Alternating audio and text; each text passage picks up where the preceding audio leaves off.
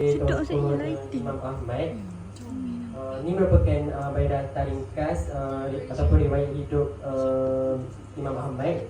Nama penuh beliau Ahmad bin Muhammad bin Hanbal bin Hilal bin As'ad bin Idris Asy-Syaibani.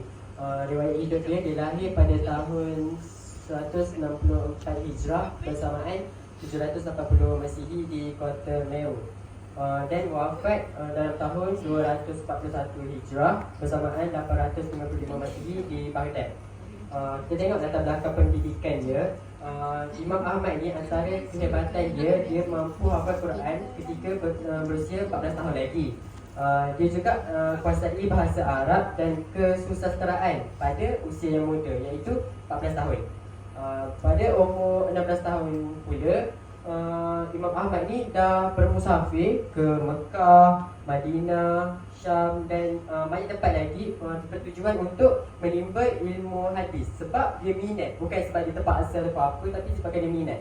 Antara tempat-tempat dia pernah pergi ke Kufah, Basrah, Yaman, Khurasan. Dia juga digelar sebagai Al-Malik sebab dia mampu menghafal lebih daripada 70,000 hadis. Kita tengok pula kepada sifat peribadi dia. Imam Ahmad ni merupakan seorang insan yang kuat beribadat dan taat pada perintah agama. Dia juga menghormati para gurunya, tidak suka bercakap sia-sia, mempunyai daya ingatan yang kuat. Sebab itulah dia untuk apa-apa perselisihan faham antara hadis-hadis, dia kena boleh rujuk dia sebab dia hafal 70,000 lebih hadis tu. Dia juga seorang yang pendiam dan lemah lembut, dan juga zuhud dan tawaduk. Dia tak riak lah walaupun dia hebat. Ini antara sumbangan Imam Ahmad. Saya bahagikan kepada dua, iaitu penulisan dan juga jawatan. Jawatan ni macam peranan dia lah. Untuk penulisan, dia ada menulis satu kitab yang masyhur, iaitu antaralah kitab yang masyhur, iaitu Al-Musnad, yang mempunyai 28,000 hingga 29,000 hadis sahih yang menjadi rujukan para ulama bila berlaku perselisihan. Selain itu, dia juga menulis tafsir Al-Quran Al-Karim dan juga Al-Nasakh wa Al-Mansukh. Untuk jawatan ataupun peranan Imam Ahmad ni dalam dunia Islam ni, dia menjadi imam kepada Darussalam. Dia juga dilantik sebagai mufti sewaktu berada di Iraq. Maknanya bila dia hafal hadis, dia juga jadi mufti. Apa-apa fatwa atau apa-apa panduan, orang boleh rujuk dia. Itu peranan dia, itu sumbangan dia beri kepada masyarakat. Selain itu, dia seorang ahli hadis yang faqih dan tiqah. Tiqah ni dia adil. Dia bukan kata ikut pendapat dia sendiri, tak. Daripada hadis-hadis yang dia kaji, dia bagi keputusan ikut perkara yang adil. Banyak juga dia hadapi cabaran sewaktu menjadi imam ni. Antaranya ialah dia pernah dipenjarakan selama 28 bulan dan disebat kerana enggan mengatakan Al-Quran itu makhluk. Itu pun termasuk dalam peranan dia juga. Dia berpendirian tegas. Dia berpegang kepada kenyataan yang bahawa Al-Quran itu bukan makhluk. Pada zaman Khalifah Al-Mu'tasim tu, ada fahaman Mu'tazilah yang mengatakan bahawa Al-Quran itu makhluk. Jadi peranan dia canggah macam tu. Kalau diikut, mungkin akan berlaku macam itulah. Apa faham macam mana Al-Quran itu makhluk tu? Apa faham macam mana? Al-Quran itu diciptakan oleh Allah. Ya ada. Memanglah jadi Al-Quran itu maksud dia coding lah. Maknanya dia lama, dia dah tak boleh nak ubah. Nanti dia panggil makhluk. Dia bukan hadis. Kalau hadis ni dia benda baru, boleh ubah. Quran ni tak daripada zaman Nabi ni sampai ke hari ni tak ada seorang pun yang boleh ubah. Hebat pelajaran dia sampai PhD pun dia tak boleh ubah. Apa nak menemukan makhluk tu? Selain itu, pada zaman Khalifah Al-Wathiq pula, beliau diusir dari Baghdad, menyebabkan dia terpaksa bersembunyi untuk mempertahankan agama Islam. Itu apa namanya. Seterusnya,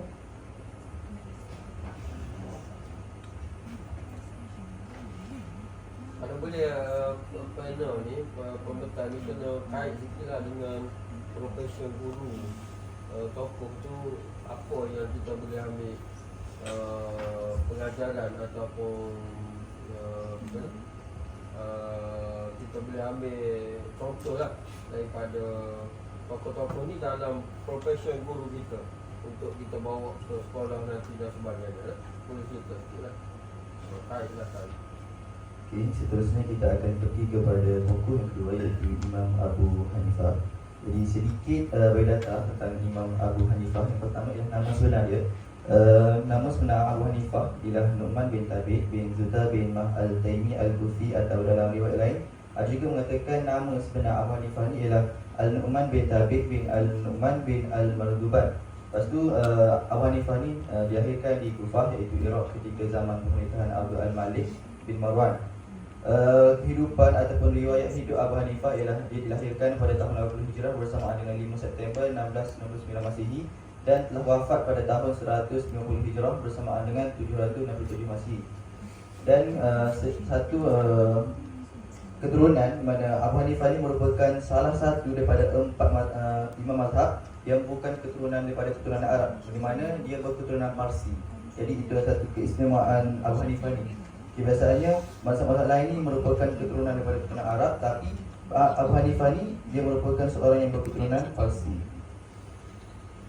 Jadi banyak kepribadian yang ada pada Abu Hanifah, dan antaranya ialah berpribadi mulia, berstatus tinggi, berani, petah bercakap, warak, ramah dan berpakaian bersih, hartawan, berilmu, rajin beribadah, amanah dan zuhud. Jadi kepribadian Abu Hanifah ni dapat lihat dalam pelbagai cerita. Kalau kita tengok dekat Google tu, pelbagai cerita tentang Abu Hanifah, di mana ada salah satu ceritanya berkenaan dengan jiran, di mana dia ada seorang jiran.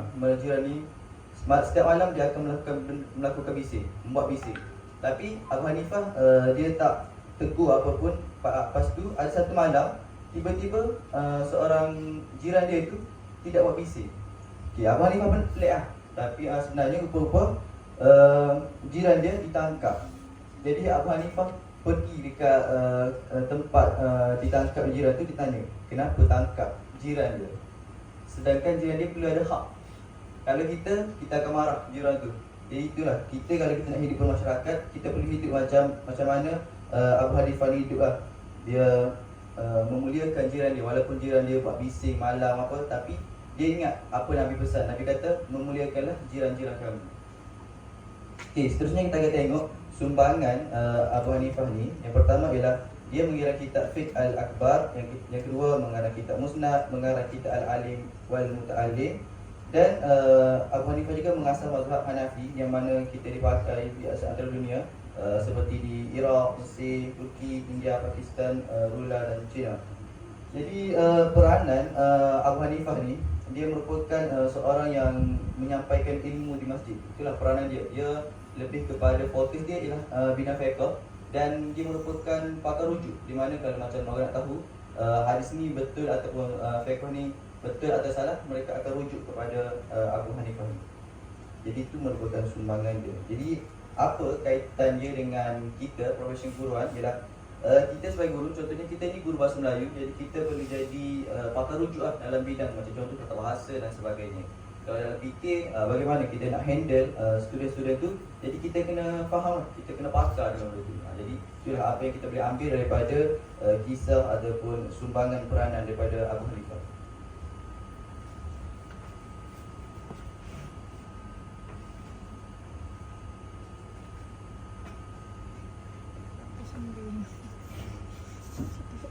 Okay, seterusnya kita masuk kepada kepentingan bermazhab.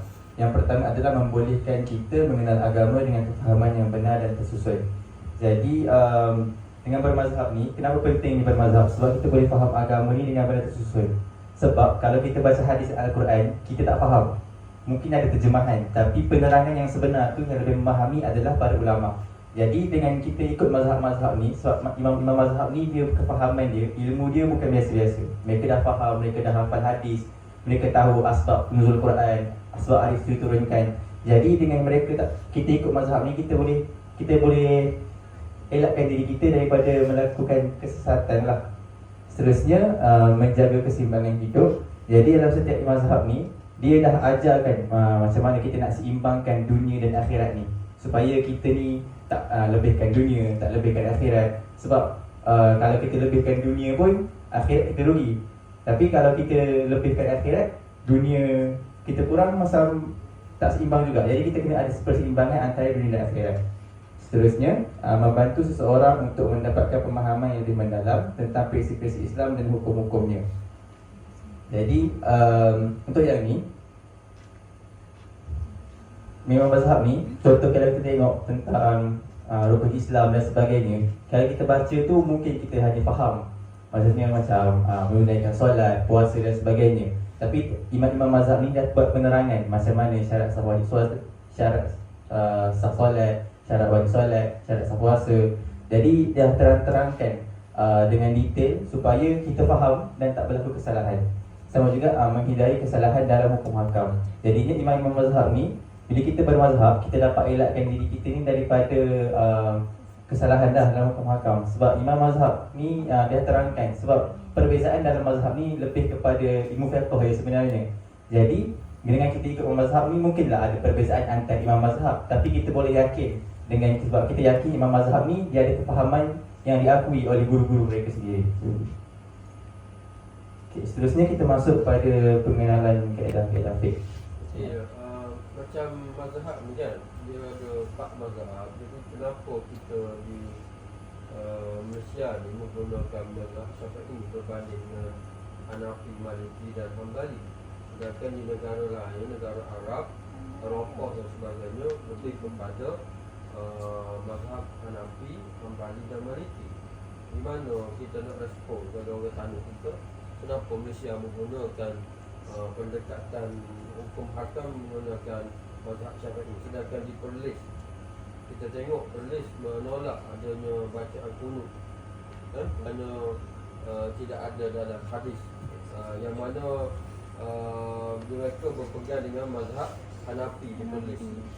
Semua negeri-negeri lain di seluruh Malaysia ni semuanya ittifaq memegang dengan Syafi'i. Macam mana awak nak jawab? Dia ikut mazhab ni, dia ikut kesesuaian tempat tu. Macam mana? Sebab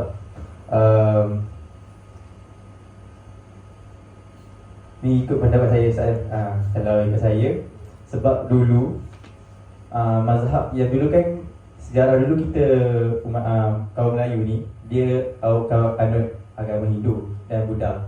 Jadi bila kedatangan Islam kali pertama tu, ulama-ulama yang hadir tu ulama-ulama yang membawa kepada yang berpegang pada mazhab Syafi'i. Jadi sebab itulah Malaysia ni dah lama dah pegang mazhab Syafi'i. So jadi macam kalau kita nak tukar mazhab tu, so kita kena belajar daripada awal balik. Macam ada saya dengar daripada ustaz saya, dia kata kalau kita nak solat, kita mazhab Syafi'i, kita nak solat guna mazhab Maliki ataupun mazhab Hanafi, kita kena belajar cara ambil wuduk guna mazhab Hanafi, supaya kita kalau kita nak ikut mazhab tu, kita kena belajar sepenuhnya pasal mazhab tu. Adakah kita kena ikut mazhab Syafi'i saja atau boleh dia mazhab-mazhab lain? Boleh kalau darurat. Contohnya macam COVID hari tu, kita ikut mazhab lain. Kita tengok yang kalau Imam Syafi'i 40 orang, tapi ada mazhab lain boleh kata 4 orang dah cukup dah solat Jumaat. Macam tu. Dia satu lagi macam ni, dia mazhab Syafi'i ni dia tidak terlalu melampau sangat dalam hukum lah. Kalau kita tengok bab solat ambil semayang pun dia tidak lebih sangat lah. Kalau ambil basuh sampai situ kan, maksudnya Hanafi, Maliki sampai bahu. Ini perbezaan furuk lah. Perbalahan dia tidak sepahaman pada furuk, bukan pada akidah. Itu kena faham. Begitu juga masa di Mekah kita buat umrah haji kan, masa tawaf tu, kalau ikut sebenar rukun tawaf, dia kena ada sembahyang. Tapi oleh kerana tawaf ni mana ada jalan untuk perempuan, ni bahagian untuk lelaki, tak ada, dia campur rau je. Jadi apabila bersentuh, sudah tentu dah batal sembahyang. Jadi macam mana kita nak pergi ambil air wuduk sedangkan tanah tu jauh? Ada setengah kata boleh ambil sembahyang menggunakan air yang dalam botol, tepi-tepi dekat masjid tu dalam masa tawaf tu. Tapi itu pun merupakan satu perkara yang menyusahkan juga. Jadi itulah yang dibolehkan guna mazhab Hanafi. Masa kita tawaf tu, kalau kita tak nak pergi ambil wuduk pun boleh, kita guna mazhab Hanafi sebab darurat. Kerana nak pergi ke tanah tu jauh dalam 500 meter, lepas tu nak datang balik pula, sudah tentu penat dah lah kita buat tawaf tu 40 minit. Satu kali nak habis tu 40 minit. Sebab tu saya kalau pergi saya umrah saya tak pergi ambil dah saya wuduk. Sebab saya kira pakai mazhab Hanafi lah. Dan begitu juga imam masjid Mekah dia tak baca kunut subuh. Kita tak perlulah baca kunut sebab kita tunggu imam. Dia mazhab Hanafi, kita kena tunggu dia lah. Kecuali kita solat sendirian. Ada orang pergi ke Mekah dia tanya, tu imam tak baca kunut, kita kena baca kunut lah masa sembahyang subuh. Tak boleh kita ikut imam kan? Bila kita ikut imam, kita juga tak boleh baca kunut. Begitulah. Nak menunjukkan bahawa Syafi'i ini dia lebih murni lah, lebih spesifik dan dia tidak melampau dalam hukum. Begitu juga ambil asma retina bercontoh dengan orang lelaki kan. Macam kita kata kita naik bah tu ketak, ada perempuan ada lelaki. Jadi kita pun tersentuh lah perempuan kan. Tapi kalau imam mazhab Hanafi Maliki bersentuh saja pada pakaian tak kena kulit, masih lagi ada wuduk. Itu mazhab Hanafi dan Maliki. Tapi kalau Syafi'i bersentuh dengan berlapik ataupun tidak berlapik, ataupun bersentuh dengan ada syahwat ataupun tidak syahwat, kata Imam Syafi'i batal. Dan begitu juga isteri dengan suami. Ada yang ulama lain kata boleh, mazhab Maliki. Tapi Syafi'i tetap mengatakan batal sembahyang lelaki isteri dengan suami betul. Itulah nak cerita pada awak bahawa perbahasan dia, perbincangan dia pada berkisar pada fokus fiqh saja, bukan fiqh, bukan bab akidah. Boleh? Boleh. Okay, seterusnya yang pertama adalah setiap perkara mengikut niatnya. Kaedah ini menjelaskan bahawa seseorang mukallaf diambil kira dalam menentukan hala tuju perbuatannya. Dia akan menentukan sama ada sesuatu perkara itu halal atau haram, sah atau batal. Kita tengok pada pengertian niat daripada segi bahasa, mengarah diri kepada sesuatu perbuatan, dan istilah pula lintasan dalam hati ketika ingin melakukan sesuatu perkara. Pengertian niat ni saya ambil dalam nama web Wilayah Mufti Persekutuan. Okay, untuk dalilnya, antara dalil bagi kaedah di atas ialah seperti berikut. Yang pertama ialah firman Allah Ta'ala, وَمُؤُولَتُهُنَّ حَقُّ بِرَدِّهِنَّ فِي ذَلِكَ إِنْ أَرَادُوا الْإِصْلَاحَ. Yang mana bermaksud, dan suami-suaminya berhak merujuki dalam masa menanti itu jika mereka para suami menghendaki islah. Untuk yang ni Cerai. Mesti cerai.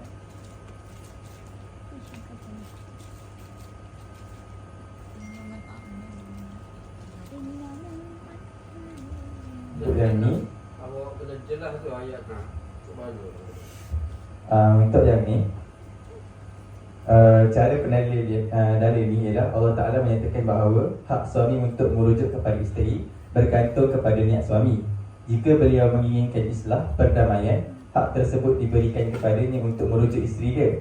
Sebaliknya, jika beliau berniat untuk memudaratkan si isteri, maka hak untuk merujuk tu tak diberikan kepada suami. Maknanya kalau dia bergantung pada niat, kalau dia rujuk isteri itu niat dengan nak berdamai dengan isteri dia, maka hak untuk dia rujuk isteri itu diberikan. Tapi kalau dia niat tu untuk memudaratkan isteri atau nak dera isteri dia sebagainya, so hak untuk dia rujuk isteri itu tak diberikan. Lepas tu yang kedua, innamal a'malu binniyat, maksudnya sesungguhnya setiap amal itu berdasarkan niat masing-masing. Untuk yang ni, Nabi SAW menjelaskan bahawa setiap amalan berdasarkan kepada niat masing-masing. Justru niat adalah penentu kepada sah atau terbatalnya sesuatu amalan. Okay, aplikasi kaedah, contohnya adalah jika seseorang berkata kepada rakannya, ambillah wang RM20 ini, ia akan menjadi hibah apabila diniatkan derma, dan sekiranya tidak diniatkan demikian, ia akan menjadi hutang dan perlu dibayar balik. Yang kedua, seorang itu mandi dan diniatkan bahawa ia adalah mandi janabah, maka mandi tersebut akan mendapat pahala. Jika seorang itu mandi untuk menghilangkan kepanasan, maka tidak akan mendapat pahala kerana mandinya itu bukanlah berbentuk ibadah. Itu antara contoh-contoh lah yang innamal a'malu binniyat. kalau kita mandi macam hari Jumaat contohnya dapat pahala kan. Dapat kalau kita niat untuk kalau Ya. Kita niat mandi pagi Jumaat tu, mandi tu mandi yang Mandi salah sunat. salah ada dalam hadis Nabi mandi pagi Jumaat. Yang mandi junub janabah ni memang nak bersih dah. Memang tentu dapat pahala lah.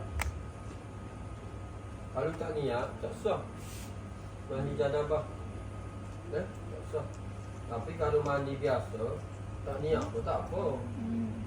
Mandi hari Jumaat kan, tak perlu niat. Semua mandi tu penting lah. Yang kena niat ni macam yang tak niat tak sah. Itu yang kena niat. Okay.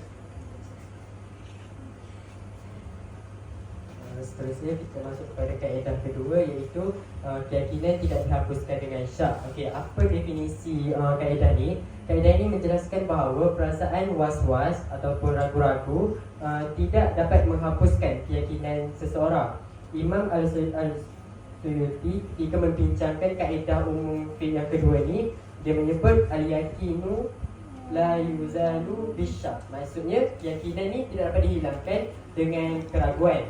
Contohnya saya ambil aplikasi kaedah ni, saya ambil satu situasi tentang penggunaan logo halal pada makanan. Sebagai contoh, ni kan zaman sekarang kan dah pesat dengan e-dagang. Siapa-siapa pun boleh berniaga makanan ke apa. Saya boleh berniaga, kamu semua boleh berniaga. Jadi, adakah kita ni pelajar nak berniaga, kita pun kena jual, kena letak dekat makanan kita tu logo halal. Jadi ada persoalan yang mengatakan, adakah sesuatu makanan itu hanya dianggap halal dan boleh dimakan jika memiliki logo halal yang diiktiraf oleh badan berautoriti seperti JAKIM dalam konteks negara kita ni. Bagaimana pula dengan makanan yang dijual oleh peniaga Muslim tepi jalan ke mana-mana macam saya cakap tadi, yang rata-ratanya tak memiliki logo halal, berbeza dengan kedai-kedai besar. Maksudnya macam kita tadi, situasi pagi tadi, kita berniaga dalam TikTok ke apa ke, makanan kita tu kita tahu kita Muslim yang buat, kita tahu oh kedai ni kedai Muslim, bahan-bahan yang dinyatakan pun semua bahan-bahan baik. Jadi apa kita nak buat, aplikasi kaedah dia tak boleh keyakinan tu tak boleh dihilangkan dengan syak kita disebabkan logo halal tu je. Jadi kita balik kepada asas hukum, iaitu hukum asal bagi makanan dan minuman adalah halal melainkan terdapatnya dalil yang menyatakan hal sebaliknya. Berdasarkan firman Allah Subhanahu Wa Taala, huwallazi khalaqalakum ma fil ardi jami'a. Maksudnya dia Allah yang menjadikan untuk kamu segala yang ada di bumi. Ayat di atas ni merangkumi segala sesuatu yang ada di atas bumi ni yang terdiri daripada haiwan-haiwan, tumbuh-tumbuhan, pakaian dan sebagainya. Justru diharuskan untuk memakan semua makanan yang suci lagi bersih, bukannya makanan yang bernajis maupun mutanajis, terkena najis dan yang tidak ada kemudaratan padanya seperti racun dan seumpamanya. Jadi sesuatu makanan itu dihukumkan sebagai halal dan harus untuk dimakan dan diambil manfaatnya selagi mana tiada bukti yang menunjukkan kepada hal yang sebaliknya, seperti bahan-bahan yang tidak halal, bernajis, memberi mudarat dan seumpamanya. Maksudnya kat sini, sekiranya kita tengok contoh, kita beli sambal dalam TikTok, sambal tu dia ada ramuan-ramuannya kan, dan ramuan tu tak ada mention pun bahan-bahan dibuat daripada kimia apa semua benda. Jadi selagi mana benda tu adalah baik dan membawa maslahat kepada diri kita, selagi itulah dia baik. Tak semestinya kena ada logo halal baru kita sebagai umat Islam boleh makan. Begitu juga logo halal bukanlah menjadi syarat untuk sesuatu makanan itu dianggap halal atau boleh dimakan. Walau bagaimanapun ia boleh menjadi sebagai dalil sokongan atau penguat yang menguatkan lagi perkara tersebut, iaitu kehalalan makanan itu. Contohnya kita keluar negara ke, logo halal itulah yang menjadi kita punya penguat untuk mengesahkan makanan itu boleh dimakan. Dia logo halal ni, dia barang-barang yang bentuk penting itu baru dia ada logo halal. Kalau nasi kerabu tepi jalan, apa nak letak logo halal, dah tahu dah halal kan? Yang nak tahu halal tak halal ni macam di negara kafir. Itu yang patut sebenarnya. Tapi yang di negara kita pun, kita masih ada kekeliruan untuk logo halal ni. Ada yang logo halal tapi masih lagi tak halal sebenarnya. Dijual macam yang campur dengan babi ke apa. ada lemak babi dalam makanan. Itu yang kadang-kadang susah juga kita di Malaysia ni. Kadang-kadang dieksploitasi juga logo halal. Kalau dah betul logo halal, maknanya kita yakin dah halal tu, kita tak syok dah. Tapi sekarang ni yang ada logo halal pun boleh jadi syok juga. Itu yang jadi kena berhati-hati juga lah. Macam ada ikan sardin yang campur dengan lemak babi kan. Tapi saya tak pastilah. Tapi detail tu ditulis logo halal, yakin pula susah. Jadi itulah susah juga lah. Kena pasti juga lah barang-barang yang ada di pasaran. Walaupun di tanah halal lah, saya ada syak juga lah. Macam kalau kita dah tahu makanan tu memang dah halal, tak bubuh logo halal pun tak apa dah. Sebab kita dah tahu dah halal. Semua macam ayam di Shopee tu, kadang-kadang ayam tu memang dah halal dah. Semua dia sebelih kedok tu masalah. Kita pergi ke Shopee tu, kita beli pohon sayap saja. Tapi kita tak nampak pun tekok dia tu dipotong ke macam. Jadi adakah kita kena usul ke? Tak ada lah, tak perlu usul lah. Tapi kalau nak lebih selamat, kita pergi kat kedai yang orang dah beli. Itu yang lebih selamat, pergi halal kita. Ini antara dari sokongan kaedah tadi. Kenyataan ini disokong dengan kaedah fiqh yang dipersetujui para ulama, iaitu al-aslu fil at'imatil hillu wala yufaru ila tahrimi illa bidalili khas. Maksudnya hukum asal bagi makanan adalah halal dan hukumnya tidak berubah kepada haram melainkan terdapat dalil khusus. Macam Ustaz cakap tadi, kalau benda tu kita dah yakin halal, maknanya halal lah, tak perlulah nasi kerabu tepi jalan tu kena logo halal. Hal ini kerana status halal tertakluk pada bahan yang digunakan serta teknik penyediaan yang menepati syarak. Produk makanan umat Islam mestilah daripada sumber bahan mentah yang halal lagi suci. Sebaliknya sumber bahan mentah daripada haiwan haram maupun haiwan yang tidak disembelih mengikut hukum syarak, maka jelaslah produk makanan tersebut daripada sumber yang haram. Dan yang kedua, saya ambil daripada Irsyad Al-Fatwa siri ke-441, iaitu dari Mufti Wilayah Persekutuan yang berpendapat bahawa pengguna Muslim perlu berpegang pada prinsip yakini produk Muslim IKS halal sekiranya telah jelas produk tersebut bebas daripada unsur haram serta teknik penyediaannya yang menepati kehendak syarak. Macam saya cakap tadi.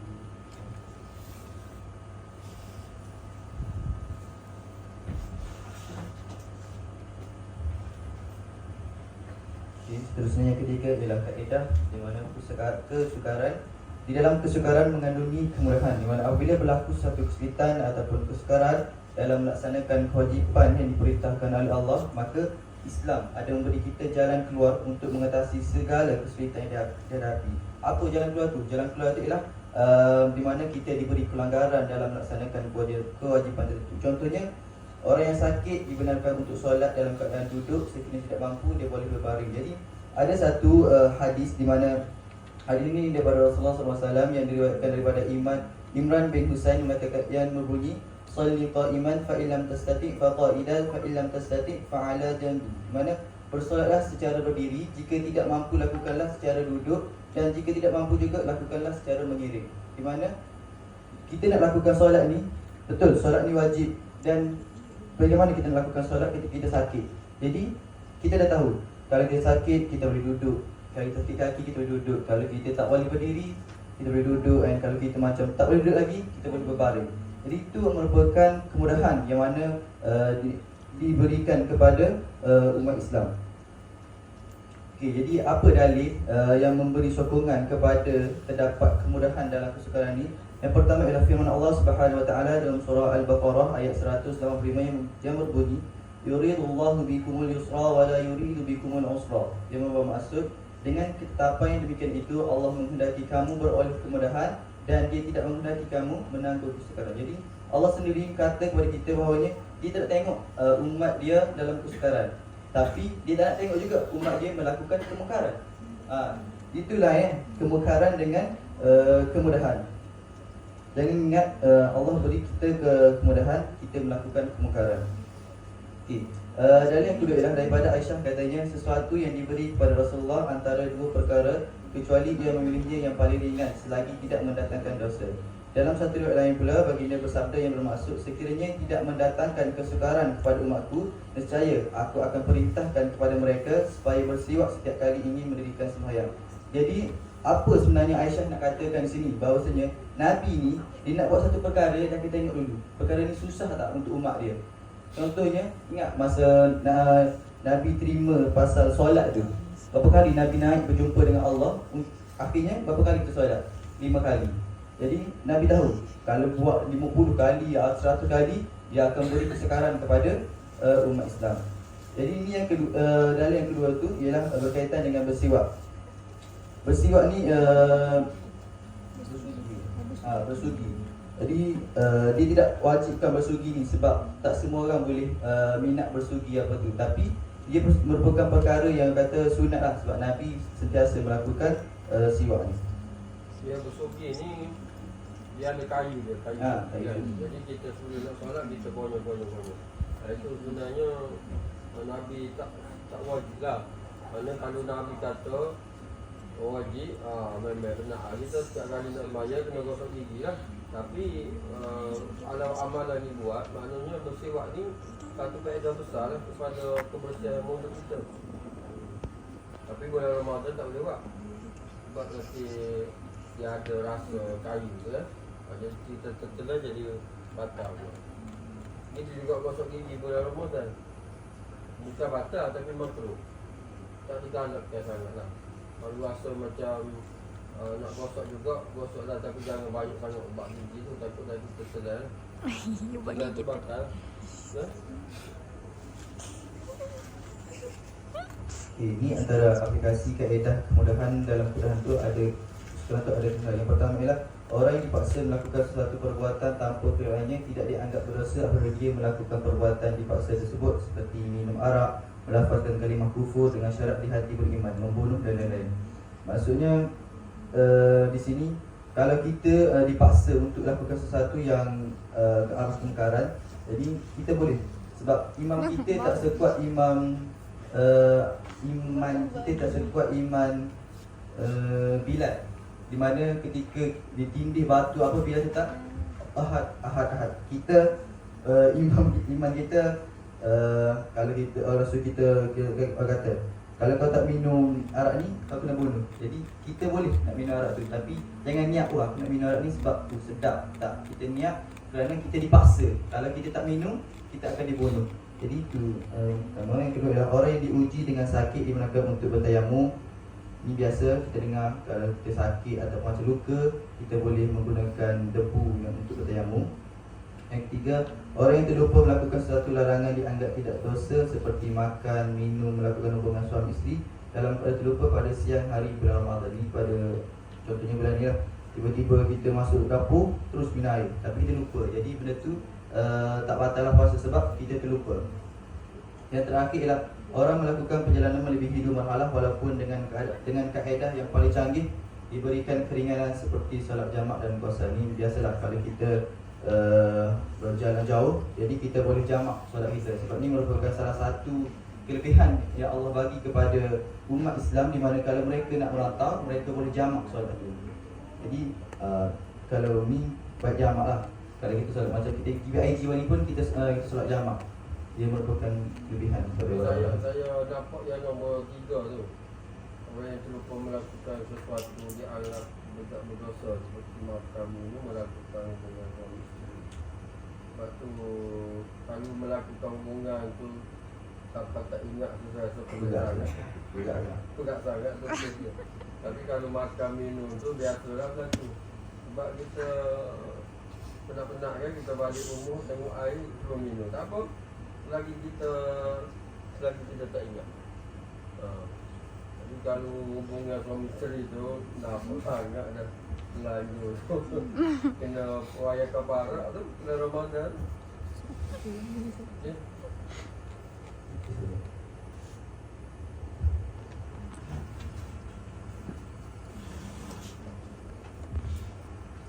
Seterusnya kita masuk pada tidak ada mudarat dan tiada yang mendarakan. Takkan juga laku puasa lagi. Kaedah ini juga disebutkan dengan al-daradu yuzalu, maksudnya mudarat dihapuskan. Ia diaplikasikan dengan pelbagai usul fiqh. Yang kata lain, ia berkait rapat dengan menjaga kepentingan agama, jiwa raga, keturunan, harta dan maruah.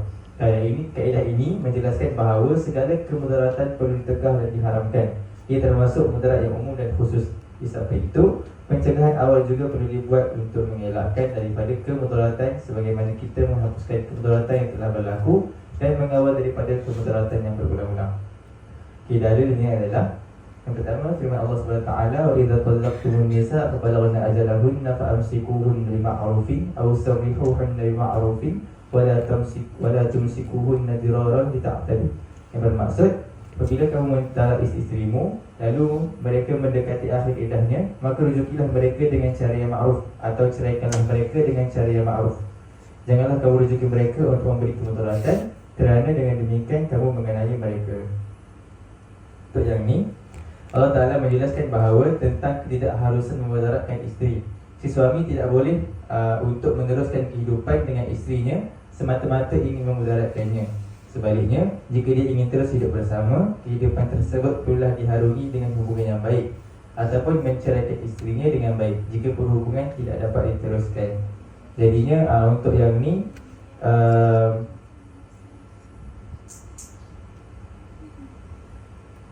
maknanya jelaskan bahawa suami ni tak boleh teruskan kehidupan kalau dia dengan isteri dia, kalau dia nak memudaratkan isteri dia. Jadi dianjurkan untuk bercerai kalau hubungan tu memang dah tak boleh, kita nak selamatkan lagi dah. Tetapi cubalah baiki hubungan tu. Dia kalau bercerai secara cepat macam hari ni dia bercerai lah, lepas tu dia nak rujuk balik, adakah kena tunggu edah ataupun boleh rujuk terus? Boleh rujuk terus. Boleh rujuk terus. Tapi bergantung kepada perempuan tu lah. Kalau dia tak nak rujuk lagi, dia ada hak dia lah. Betul. Jadi sebab itulah tak boleh memaksa isteri untuk nak merujuk balik kepada suami dia. Cuma kalau yang edah ni dia kena ada 3 kali suci ni bagi mereka yang mencerai isteri dia kerana yang telah disabitkan kesalahan. Macam dia kena ada tingkat mahkamah apa semua, tu kena 3 kali suci lah. Dan dia kalau 3 kali cerai, dia jadi tolak 3 juga. Macam dia cerai sekali, lepas tu rujuk dia. Cerai pula, lepas tu rujuk, lepas tu cerai pula, lepas tu rujuk. Jadi last yang keempat tu tolak 3 dah. Sila ajar supaya jangan banyak sangat sekali tolak.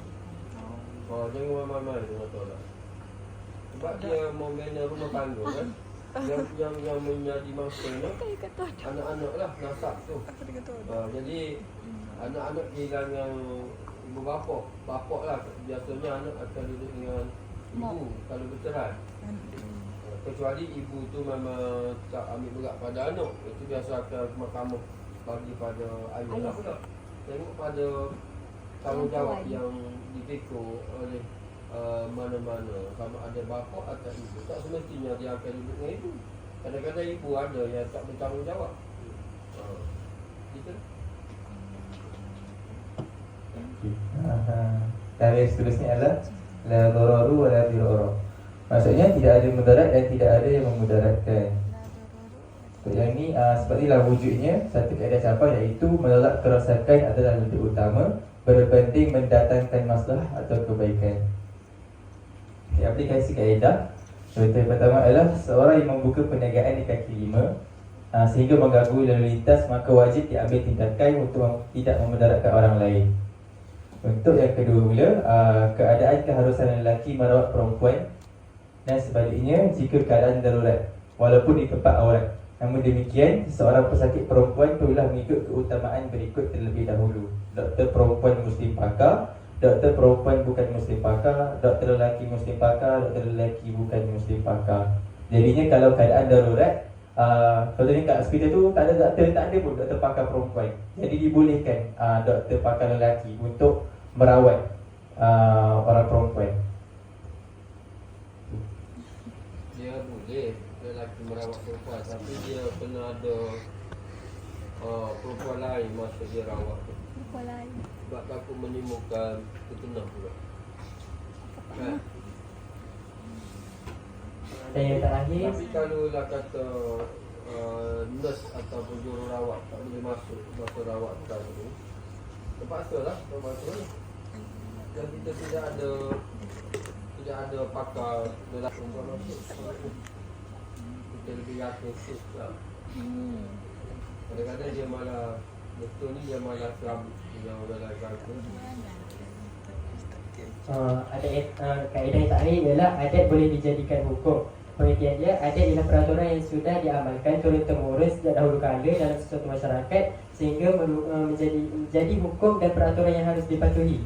Kaedah ini bermaksud bahawa adat sesuatu masyarakat yang bertentangan ataupun tidak bertentangan dengan nas syarak diambil kira dalam penentuan hukum. Saya ringkaskan, saya buat dua hukum. Ada satu hukum yang tidak boleh kita ikut, ada yang tidak boleh diikut, dan satu hukum yang ada kita boleh ikut, digalakkan ikut. Kaedah yang pertama, ni panjang saya ringkaskan. Pada Mac 2015 dulu, kita Malaysia digemparkan dengan kes gunung di Kota Kinabalu meletus disebabkan ada pelancong yang berbogel dekat atas tu. Lepas pada kejadian tu, dunia juga digemparkan dengan adat masyarakat Kadazan Dusun yang mengamalkan sogi kepanasan. Okey, sogi kepanasan ni saya ringkaskan. Sogi kepanasan ni saya ringkaskan, dia macam tu orang mana? Orang putih. pelancong asli orang putih. Dia naik atas tu dah 5 tahun ni, dia pun berbogel atas tu. Lepas tu pun Bukan api pun nak baru. Ke Malaysia. Dia kok berapa cakap bodoh dia orang. lepas pada kejadian tu, masyarakat Kadazan Dusun kat area Kota Kinabalu tu, dia buat satu adat iaitu sogi kepanasan. Sogi kepanasan ni dia macam minta maaf balik kepada dewa-dewa dekat Kota Kinabalu tu, yang menjadikan isunya Mahkamah Anak Negeri ni macam kita ada Majlis Agama Islam Kelantan kan. Dekat Sarawak ni dia ada satu mahkamah dipanggil Mahkamah Anak Negeri. Maknanya mana-mana rakyat yang dilahirkan di Sarawak kena berada di bawah Mahkamah Anak Negeri tu. Jadi yang jadi isunya, Mahkamah Anak Negeri itu menetapkan walaupun dia beragama Islam, dia kena juga bayar sogi kepanasan ni. Sogi kepanasan ni dia bagi haiwan, macam dia sembelih lembu, pergi letak atas gunung tu. Macam bayar apa dia? Macam bayar fidyah lah. Gitu. Kita ganti kesalahan yang ni buat. Itu bisa maaf kepada dewa-dewa. Ajak dia lah tu. Saya dia macam tu. Jadi kepercayaan tu jadi sedikit tu sebab even yang beragama Islam pun kena ikut. Dia macam kalau beragama Islam dia tak perlu bagi haiwan, dia bagi duit. Bagi duit tu akan dikumpulkan satu kampung tu, kumpul satu kampung tu duit, beli lembu seekor, letak kat atas gunung tu. Gitu. Jadi amalan tu memang bersanggah lah kan dengan kita punya agama Islam. Jadi adat tu kita kategorikan sebagai hukum tak boleh ikut, haram. Ni antara dalil sokongannya lah. Dalil-dalilnya sebagai contoh, ni Allah amat melarang perbuatan syirik.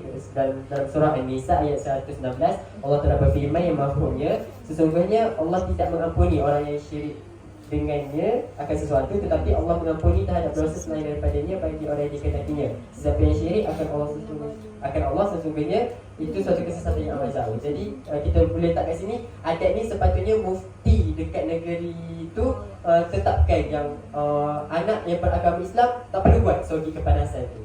Kalau tak dia jadi kepada syirik lah. Jadi adat tu tak boleh diikut. Hukum ni haram. Yang kedua saya ambil tentang adat pepatih, iaitu adat pepatih ni saya tak sentuh soal tanah adat tu, tapi saya ambil prinsip keempat dalam adat pepatih ni berkaitan dengan hal perkahwinan. Dalam adat pepatih ni dekat Pulau Pinang, Negeri Sembilan. Negeri Sembilan ni dia ada satu ketetapan dalam prinsip adat pepatih ni, iaitu perkahwinan seperut atau sesuku adalah dilarang, atau dalam etika lain tidak digalakkan kerana dianggap sebagai sebuah keluarga besar dan bersaudara. Adat ni dia tak boleh kita kahwin sesama macam sepupu ke gitu dalam lingkungan yang sama. Saya sokong benda ni sebab ni antara dua bukti iaitu Dr. Wahabah Al-Zuhaili menyebut bahawa meskipun perkahwinan di antara sepupu diharuskan, namun ini tidak digalakkan. Ini kerana hasil dari perkahwinan antara saudara sepupu boleh memberi kesan terhadap kesihatan anak-anak yang bakal dilahirkan seperti kecacatan dan lemah tubuh badan. Boleh rujuk Al-Fiqh Al-Islami wa Adillatu.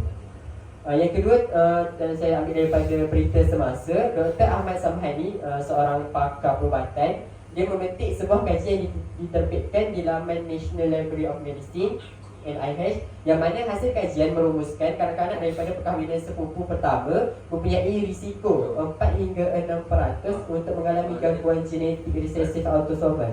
Contoh penyakit genetik recessive autosomal ni contohnya penyakit thalassemia, cystic fibrosis dan spinal muscular atrophy. Dia macam, jadi adat yang kita boleh ikut tentang adat pepatah ni ialah jangan kahwin dalam lingkungan yang sama. Sebab ada juga pendapat orang kampung. Kalau orang kampung, kalau bisa siapa pernah dengar, kalau orang Kelantan ni dia kata kalau kahwin sama sepupu ni anak nanti jadi kurang cerdik kan. Jadi kita nak elakkan benda tu. Dah lah tak mengembangkan keturunan. Yalah, walaupun tak cerdik pun dah dia nak juga. Dia masalah sekarang ni, dia satu segi je kita tengok kawan sepupu dua pupu ni, dia tak akan ramai saudara lah. Sebenarnya Islam tak bergantung. Tapi kalau dah tak boleh elak, boleh lah nak macam mana, boleh juga. Cuma tak adalah macam awak kata anak jadi kurang cerdik, penyakit jadi dia berlaku lah, dia ada masalah tu. Sebab tu Islam ni ajar supaya kahwin dengan orang yang lain, betul lah. Lain negeri. Lain, tidak ada ikatan saudara. Kahwin lain negeri. Itu sahaja. Misalnya Islam tidak. Terima kasih. Ya, habis dengan kahwin. Ya. Apa-apa saya ucap terima kasih pada semua.